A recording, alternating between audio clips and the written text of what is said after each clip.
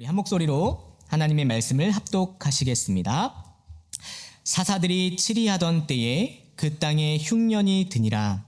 유다 베들레헴의 한 사람이 그의 아내와 두 아들을 데리고 모압 지방에 가서 거류하였는데 그 사람의 이름은 엘리멜렉이요 그의 아내의 이름은 나오미요 그의 두 아들의 이름은 말론과 기럧이니 유다 베들레헴 에브랏 사람들이더라. 그들이 모압 지방에 들어가서 거기 살더니 나오미의 남편 엘리멜렉이 죽고 나오미와 그의 두 아들이 남았으며 그들은 모압 여자 중에서 그들의 아내를 맞이하였는데 하나의 이름은 오르바요 하나의 이름은 룻이더라.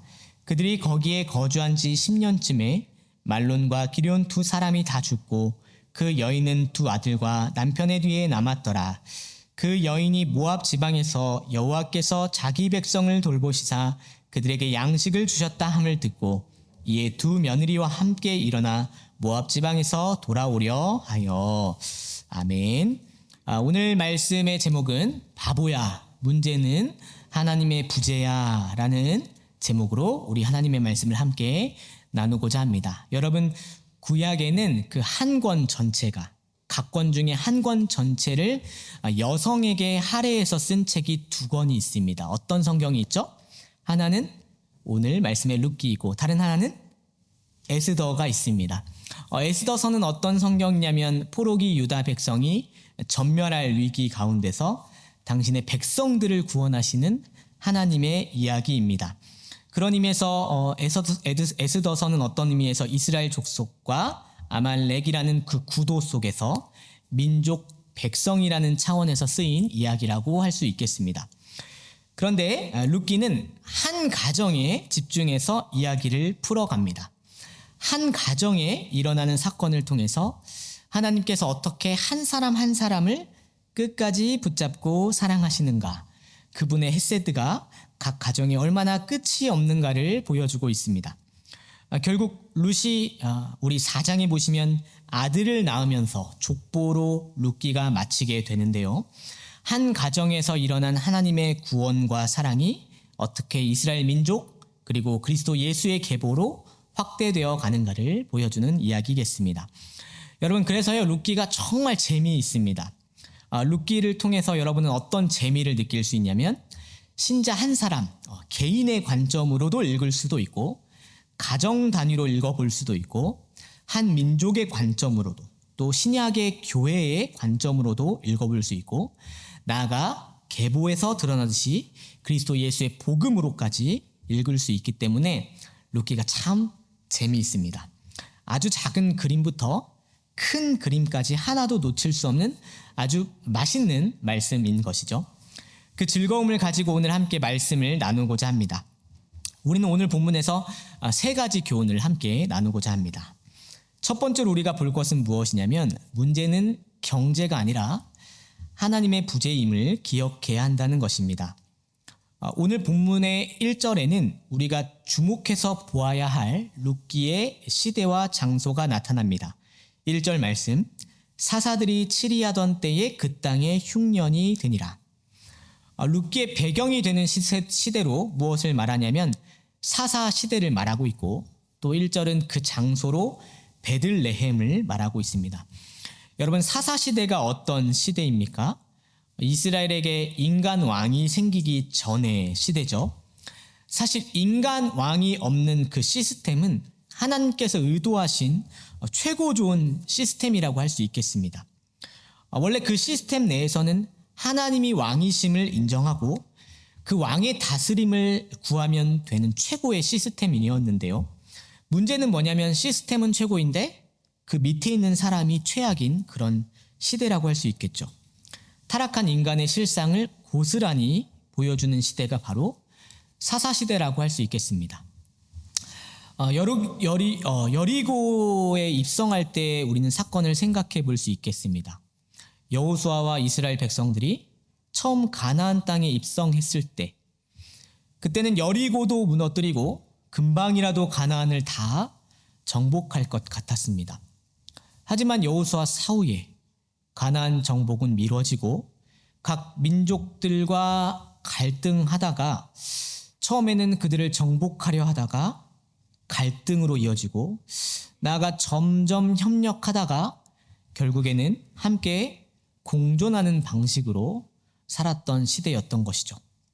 여러 민족들 가나안 7족속이 이것도 좋고 저것도 좋고 이 문화도 맞고 저 문화도 받아들일 수 있다는 그런 방식으로 오직 사사시대에 구한 것은 무엇이었냐면 그저 안정, 그저 평화를 구하는 그런 시대였던 것입니다. 그러다가 나중에 사사시대가 어떻게 이어져 가냐면 사회 윤리적으로도 망가지고 정치적으로도 무너지고 종교적으로 타락하죠. 안정, 평화라는 이유로 먹고 사는 문제만 잘 해결되면 된다는 생각으로 자기 원하는 대로 살아갔더니 결국 성윤리가 무너지고 지도자들은 자기 안위만 생각하고 모든 사람들이 물질, 우상의 가나안의 노예가 되어버렸다라고 사사기는 증언을 하고 있습니다. 여러분, 실제로 사람들이 그렇게 살아갑니다. 정치도 중요하고 윤리도 문화도 중요한데 또 때로 종교도 중요하긴 한데 그렇긴 한데 사실 먹고 사는 문제가 제일 중요하지 같은 식으로 생각을 한다는 것이죠. 먹고 사는 것만 넉넉하면 또 안정과 평화만 있다면 다른 건 대수롭지 않아라는 방식으로 생각을 하는 것입니다. 경제만 받쳐주면야 너네 하고 싶은 대로 하고 경제만 뒷받침해주면 너가 주장하고 싶은 대로 다 해 괜찮아 싶은 것입니다. 1992년에 미국 대선에서 쓰인 문구가 있습니다. It's the economy, stupid. 바보야, 문제는 경제야. 이렇게 캐치프레이즈를 삼았던 대통령이 누구였냐면 빌 클린턴이 조지 부시를 누르고 승리하게 된 이 캐치프레이즈인데요. 이 말이 사실 30년이 지났는데도 한국 사회에서 이 슬로건이 여기저기에서 사용되고 있습니다. 사람들의 갈등을 막 분석하다가 또 사회 각층의 목소리를 이리저리 분석하다가 결국 결론 내리길 돈 문제 때문에 그렇네. 바보야, 문제는 돈이야. 라는 식으로 이 말이 지금도 사용되고 있습니다. 그만큼 사람에게 뭐가 중요하냐면 먹고 사는 문제, 물가, 거주, 소비의 문제가 그렇게나 중요한 것이죠. 그런데 오늘 말씀을 비춰 생각해 볼 때 정말 문제가 경제에 있는 걸까를 생각해 봅니다.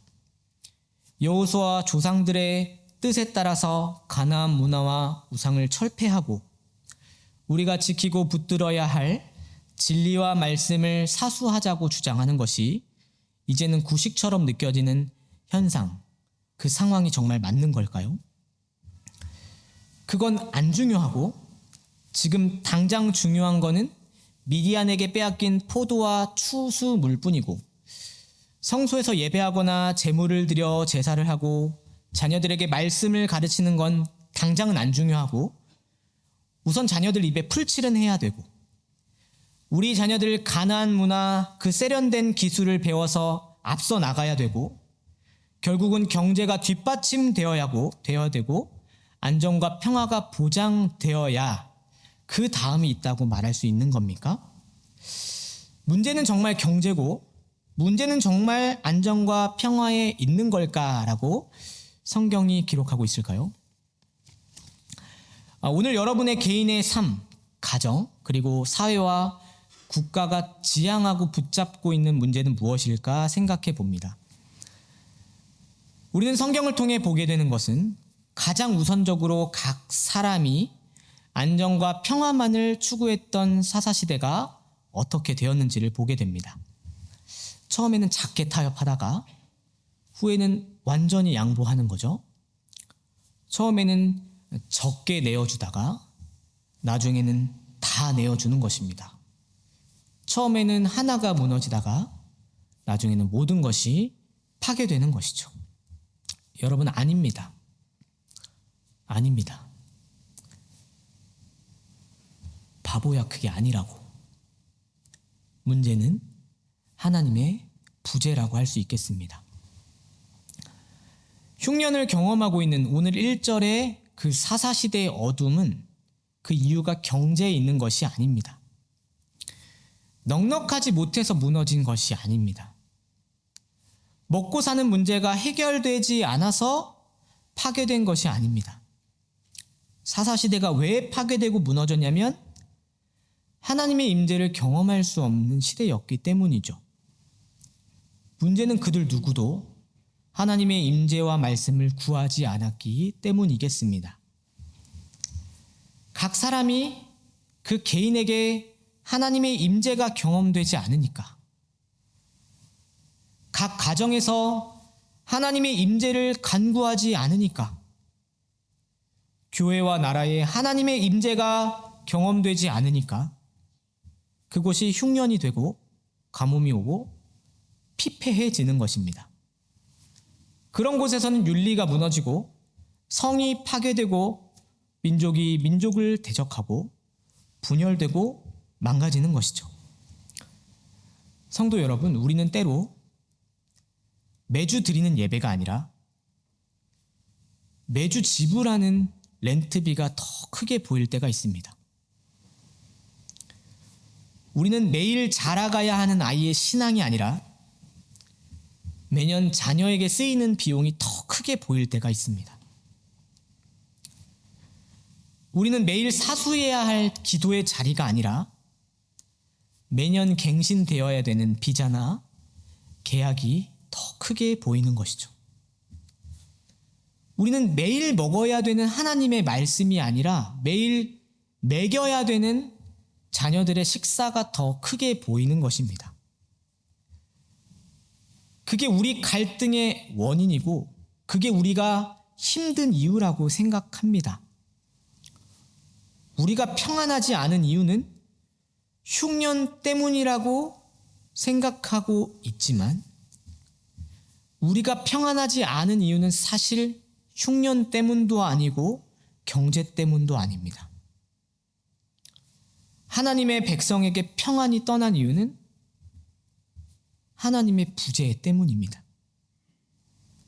더 이상 내가, 우리 가정이, 이 교회가, 나라에서 하나님의 임재를 경험할 수 없을 때 그곳이 바로 흉년이 되는 것입니다. 갈수록 피폐하고 힘들어지는 것입니다. 여러분의 삶은 오늘 무엇이 문제이십니까? 문제는 다른 게 있는 게 아니라, 문제는 다른 게 아니라 바로 하나님의 임재에 있는 것입니다. 이 말씀을 기억하시고 나와 우리 가정, 교회와 나라가 하나님의 임재로 충만하게 되도록 정말로 사력을 다해서 그 문제를 붙드는 저와 여러분이 되시기를 첫 번째로 바랍니다. 우리는 두 번째로 무엇을 오늘 말씀에서 보게 되냐면 베들레헴에 떡이 없었던 그 비극에 대해서 함께 울 줄 알아야 되는구나를 보아야 됩니다. 오늘 루키는 베들레헴을 떠나는 한 가정의 이야기로 시작하고 있습니다. 베들레헴의 한 가정이 한 사람이 아내와 두 아들을 데리고 베들레헴을 떠나서 어디로 가냐면 모압 지방으로 가는 것이죠. 아마도 이런 한 가정은 아마도 원래는 부유한 가정이었던 것으로 보입니다.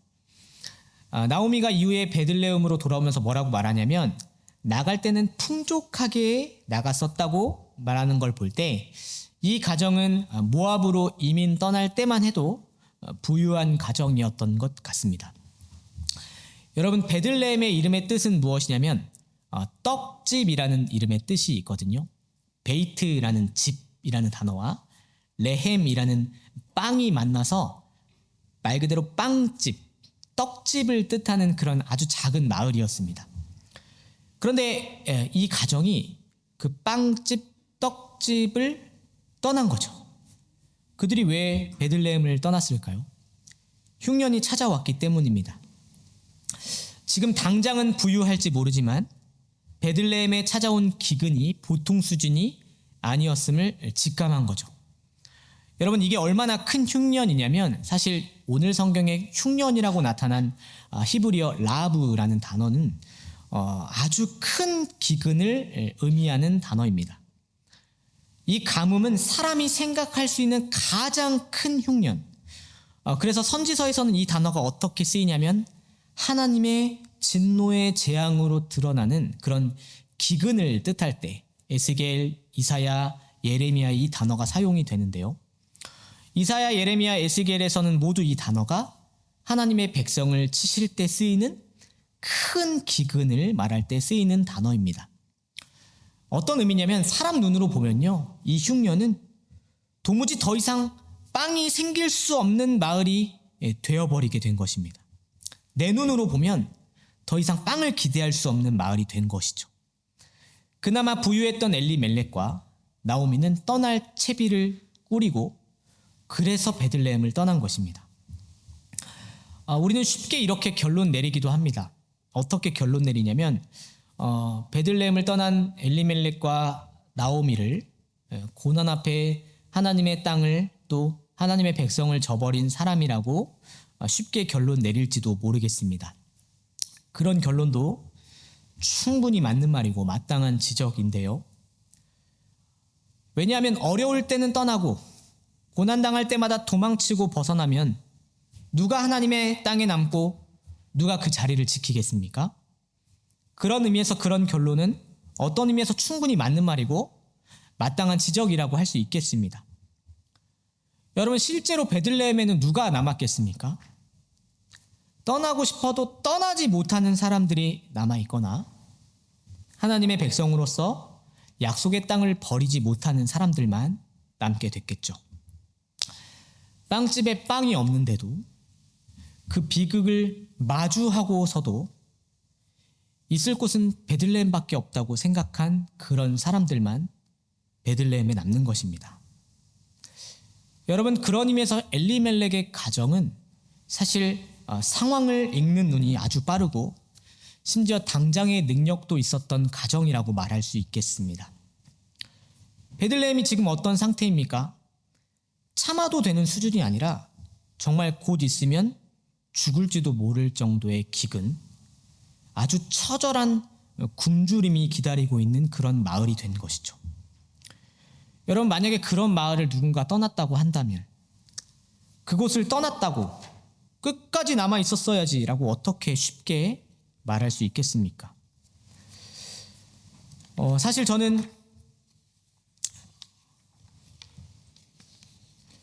룻기의 그 베들레헴이 마치 대진을 겪은 크라이스트 처치의 상황과 다르지 않다는 생각을 할 때가 있습니다. 또한 여러 어려움을 딛고 여기까지 온 우리 한인 장로교회가 그 베들레헴의 상황과 비슷하다는 생각을 할 때가 있습니다. 그 대지진 그리고 교회의 문제들을 생각할 때 여러분 마음 안에서도 여러 마음과 트라우마가 있을 수 있기 때문에 제가 쉽게 말을 꺼낼 수 있는 것은 아니지만 그 대지진 앞에서 그리고 그 교회와 그 분열과 갈등을 보았던 시기를 생각할 때 그 당시에 떠난 많은 사람들이 여러분 마음속에서도 지금 선하게 떠오르지 않습니까? 우리 눈에 막 그런 사람들이 선하잖아요. 베들레헴에 기근이 오니까 더 이상 그 빵집에 빵이 없는 것 같은 상황이 보이고 크라이스트 처치의 대지진이 오니까 마치 모든 것이 무너져 재기 불가능한 것처럼 보이고 한인장로교회에 어려움이 오니까 당장에는 같이 감내할 용기가 없는 분들이 많이 떠나고 이동한 경우를 얼마나 자주 보셨습니까? 남아있는 우리도 떠나고 싶은데 떠나고 싶어도 못 떠나거나 아니면 내게 주신 곳이고 내게 주신 교회인 줄 알고 끝까지 버티고 인내해서 여기까지 오신 것 아니십니까? 여러분, 그런데 말씀을 보는데요, 저는 베들레헴 그 마을에 참 감사하다는 생각이 들곤 합니다. 왜 베들레헴이 감사하냐면 결국 베들레헴은 결국 빵집으로서의 역할을 충실하게 감당했다는 사실 때문입니다. 지금 당장은 빵이 없는 것처럼 보이고 흉년 때문에 망하게 되었다고 보일지라도 결국 베들레헴은 돌아온 과부 나오미와 룻에게 먹고 살 빵집이 되어 주었고, 결국 베들레헴은 돌아온 나오미의 그녀와 함께 울어줄 품이 되어 주었고, 결국 베들레헴은 돌아온 나오미 가정을 위해서, 그리고 그 가정을 통해서 예수 그리스도의 족보가 이어져지게 하는 하나님의 한 역사의 중심이 되어 주었다는 사실에서 저는 참 그 마을에 감사하다는 생각이 듭니다. 베들레헴은 어떻게 한 것이냐면 돌아온 나오미를 내치지 않았다는 게 참 감사한 것이죠. 여러분, 문제는 흉년이냐 흉년이 아니냐가 중요한 것이 아닙니다. 베들레헴은 베들레헴으로서의 역할을 잘 감당하느냐 그렇지 않느냐가 중요한 것이죠.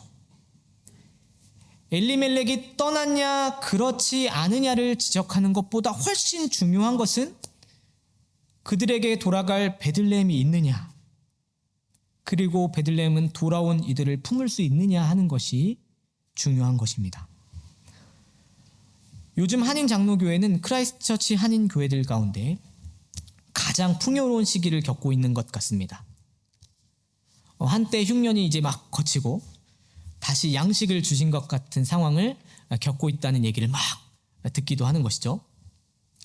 그래서 흉년이라고 떠났던 도시에 이제 사람들이 점점 다시 들어오는 도시 지역이 되었고, 또 나아가 점점 다시 돌아오고 싶은 그런 교회가 된 상황인 것이죠. 여러분, 이때 우리에게 주신 사명은 무엇일까 여러분에게 고민을 드리고, 저도 기도하면서 하나님의 말씀으로 고민을 합니다. 오늘 이때에 우리에게 주신 사명은 무엇일까요? 그 사명은 무엇이냐면 다른 것이 아니라, 비극을 겪어온 이가 있다면, 그가 돌아와서 이 자리에 앉아 있다면 같이 울어줄 수 있는 그런 마을이 되어야 하는 것이고, 돌아와서 감사를 고백하는 사람이 있다면 하나님이 먹여주셨다라고 말을 할 수 있는 그런 마을이 되어야 되는 것이고, 떡이 없었던 시기, 빵이 없었던 그 비극, 그 나오미에게 찾아온 가정의 슬픔을 위해서 같이 울어주되, 그러나 다시 신앙과 약속으로 설 수 있는 그런 품이 되어주는 것이 베들레헴의 사명인 줄 믿습니다. 오늘 여러분은 어떤 품으로 이 시대를 살고 계십니까? 어떻게 여러분은 오늘을 살고 계십니까? 내 안위, 내 평화만 보이고, 내 경제만 문제고, 혹 돌아온 사람이 있다면 그런 사람의 삶에 보이는 티와 들보만 가득 드러내고 조롱하면서 살고 계십니까? 아니면 흉년이 와도 견디고 그 시기 동안 고난을 지나 주를 붙들고 그 베들레헴을 살면서 아픔이 와도 이겨내서 이제는 넉넉한 마음의 빵집이 되어 주 예수 그리스도를 드러내는 마을이 되고 있으십니까? 베들레헴의 역할과 사명, 끝까지 견딘 자에게 주시는 하나님의 빵을 다시 나누고 돌릴 수 있는 넉넉한 마을.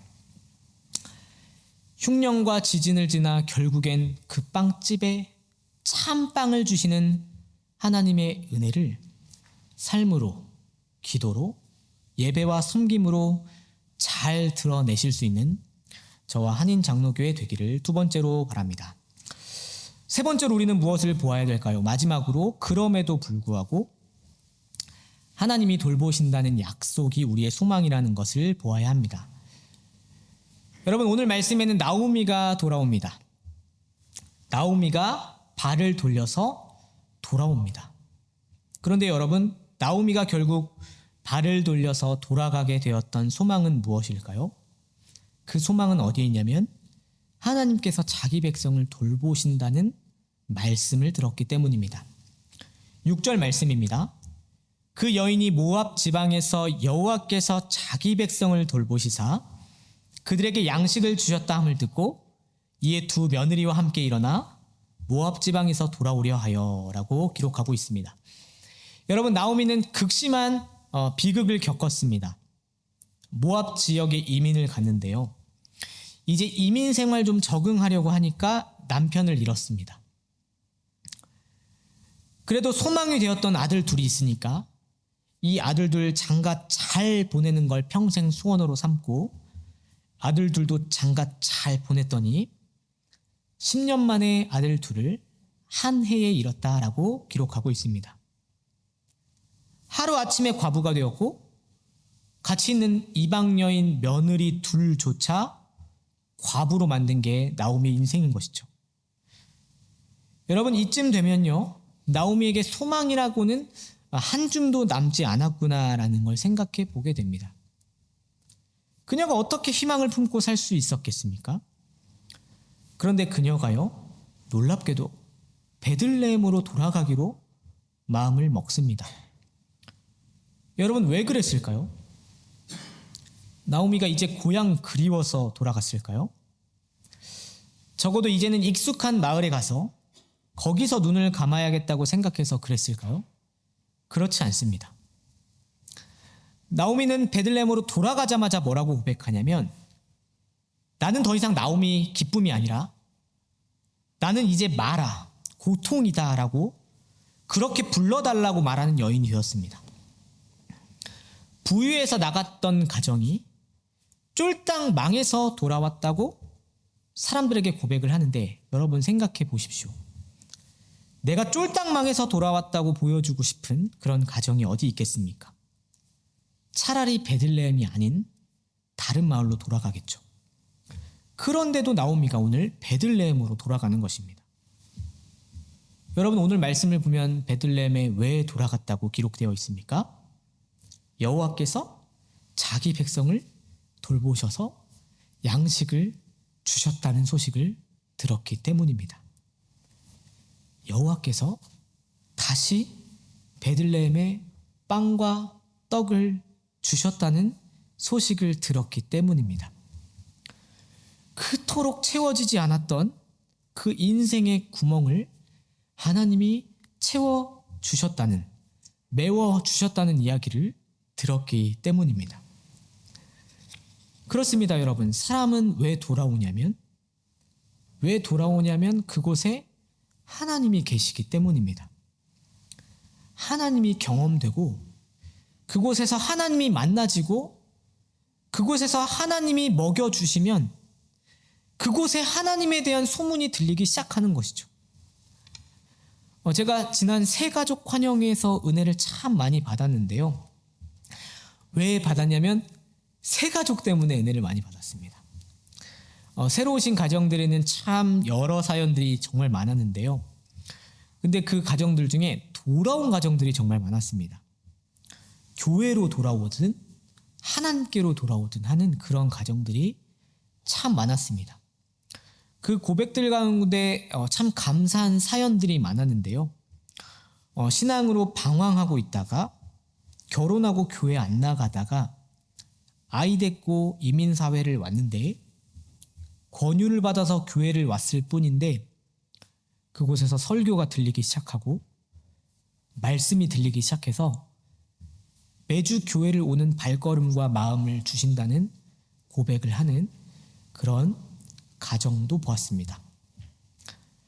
평생을 어디서도 정착하지 못하고 이름도 없이 교회를 다녔는데 이제는 말씀을 듣는 자리가 설레고 사실 자기 이름을 아무에게도 안 알리고 싶었는데 이 교회가 너무 좋아서 등록을 했다는 고백을 하는 새 가족도 보았습니다. 문득 찬양을 듣다가 예배가 살아있구나라는 경험을 했다는 은혜를 나누는 분의 고백도 들었습니다. 수많은 감사한 사연을 듣게 된 거죠. 무슨 생각이 들었냐면 진짜 그렇구나. 하나님의 말씀이 들리면 사람은 돌아오는구나. 예배 중에 하나님이 경험되면 거기서 사람이 살아나는 거구나. 그렇구나. 인생의 그 구멍, 사람의 그 갈급함은 하나님으로 채워지는 것이구나. 하나님의 돌보심이 있는 곳에 하나님의 떡이 있는 것이구나. 하나님의 떡을 먹고 그 빵을 본 자는 소문을 내고 경험을 하고 그 소문을 듣고 경험을 하면서 돌아오는 것이구나. 하나님께 돌아올 때는 체면이나 처지가 중요한 것이 아니라 하나님이 주시는 떡과 돌보심이 중요한 것이구나라는 걸 알게 되었습니다. 나오미가 그렇게 돌아옵니다. 여러분, 그렇습니다. 때로 우리는 자녀들이 신앙을 떠난 것으로 인해서 아는 교우분이 상처를 받고 돌아선 것에 대해서 그토록 믿었던 사람들이 가버린 일에 대해서 우리는 힘들어합니다. 그 자녀를 어떻게 돌아오게 해야 될까? 돌아올 수는 있을까 생각하는 거죠. 그래서 때로 자녀 때문에 울고 교우 때문에 울고 떠나간 사람 때문에 울기도 하는 것입니다. 근데 진짜 중요한 게 무엇인지 아십니까? 정말 중요한 건 떡을 주신다는 하나님이 이곳에 경험되기 시작하면 그것 때문에 소문이 난다는 것입니다. 우리 가정에, 우리 아빠한테, 우리 엄마한테 하나님이 경험된다는 그 경험을 하게 되면 하나님이 경험된다는 소문이 자녀에게 들리게 된다는 것입니다. 우리 가정에 하나님이 임재하면 자녀가 돌아오게 된다는 것이고, 내 삶과 마음에 하나님으로 충만하면 남편이 돌아오게 된다는 것이고, 교회에 하나님이 경험되기 시작하면 떠난 사람들도 돌아오게 된다는 것입니다. 이 일을 누가 하시냐면 하나님이 친히 자기 백성을 돌보신다는 그 룻기의 말씀으로 보여주시고 알려주시는 것이죠. 여러분, 아무리 흉년이라 하더라도, 빵이 없는 것처럼 보이는 내 삶, 가정, 교회였다 하더라도 하나님이 임재하시는 순간 어떤 변화가 일어나냐면 모든 은혜가 부어져서 빵이 생기고 떡이 있어서 사람들이 돌아오게 된다는 것입니다. 그러므로 중요한 것은 무엇이냐면, 정말로 중요한 것은 하나님의 임재인 것입니다. 문제는 경제가 아니라 하나님의 임재인 것입니다. 내 가정, 직장, 교회, 나라에 정말 중요한 것은 하나님의 임재인 것입니다. 그리고 그 임재를 끝까지 구하는 자에게 하나님 어떻게 하시겠다고 오늘 말씀하시냐면 친히 백성을 돌보신다는 소망을 그들에게 소문이 나도록 하신다고 말씀하십니다. 사랑하는 성도 여러분, 흉년도, 지진도, 누군가 떠나가는 일들도 오늘 그 처절한 굶주림 속에서 슬퍼하고 고난당하고 비극을 경험하기도 한 모든 인생들에게 정말 소망이 되는 것은 무엇이냐면 하나님께서 친히 자기 백성을 돌보신다는 그 약속이 소망이 되는 것입니다. 그 소망이 나에게 경험될 때, 그 소망이 여러분 가정에 임재할 때, 그 소망이 우리 교회에 머물 때 친히 양식을 주시는 주님을 이곳에서 보고 수많은 이들, 자녀와 남편과 내 동료와 교우들이 돌아와서 주님을 경배하게 될 것이라고 우리는 소망하고 확신하게 되는 것입니다. 우리는 오늘 이 말씀을 생각하면서 그 소망 주시는 하나님, 친히 자기 백성을 돌보신다는 그 하나님의 은혜를 이 밤에 구하고자 합니다. 여러분에게 오늘 문제는 무엇입니까? 문제는 하나님의 부재가 문제이고, 문제는 하나님의 임재를 구하는 것이 우리의 가장 중요한 문제인 줄 믿습니다. 그 은혜를 구하고 붙드는 저와 여러분이 되어 이 한인 장로교회가 베들레헴과 같은 회복 있는 빵집이 되는 주님의 장소요 임재의 현장이 되게 하시기를 예수님의 이름으로 축원합니다.